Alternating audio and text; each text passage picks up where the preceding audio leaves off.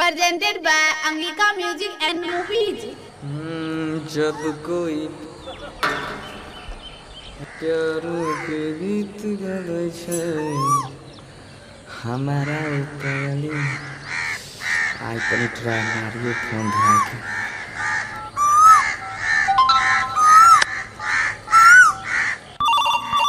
उठाइए ना उठाइए ना उठाइए ना उठाइए ना उठाइए ना। हेलो अच्छा बात नहीं है। हेलो हेलो हाँ के बोले छिए अपने? हे रे हम लबड़ी बोले छिए रे।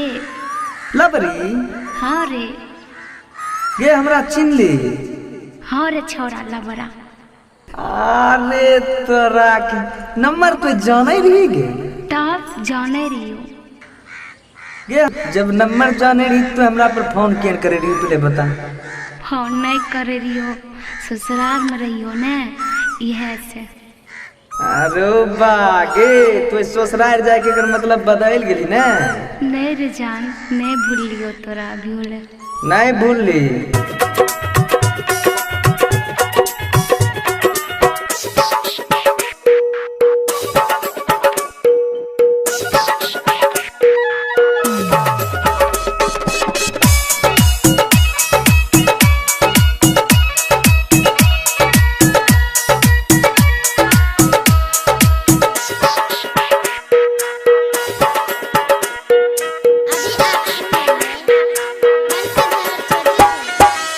मिलल होई गेलै हमरा मिलल होई गेलै हमरा तोरा एक साल गे माल गे माल गे माल गे माल बत में यो सब हाल चाल गे माल गे माल कोई सन छोतर हाल चाल।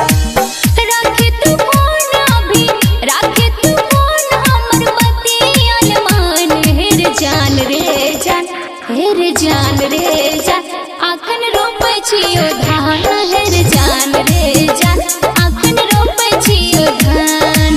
बोल लगे डीजे विकास प्रोड्यूसर बाय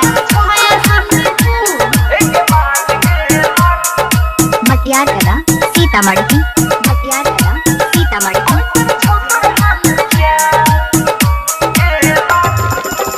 जहिया से गेले ससुरा करे नहीं छी फोन गे तोरा बिना लागे नहीं छै कोरती मोन गे हमर सब चीज लगे छो तोहिला चल गेली ठीक है।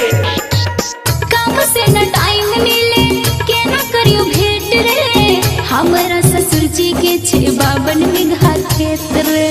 रही रही याद आबो रही रही याद आबो छुअल दुनु गाल गे माल गे माल गे माल गे माल कैसन छौतर हाल चाल गे माल गे माल कैसन छौतर हाल चाल।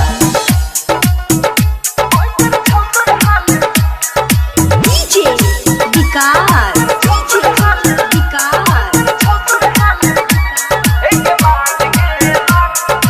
मटियार कला सीतामढ़ी मटियार कला सीतामढ़ी।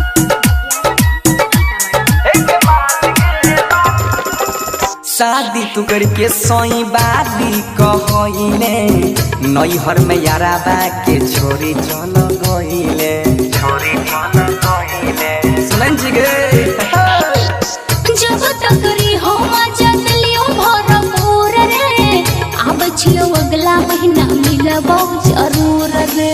सोनू बंशीधर कहो सोनू बंशीधर के तू छही ताता काल गे माल गे माल गे माल गे माल बत में यो सब हाल चाल गे माल गे माल कैसन छौतर हाल चाल। Producer by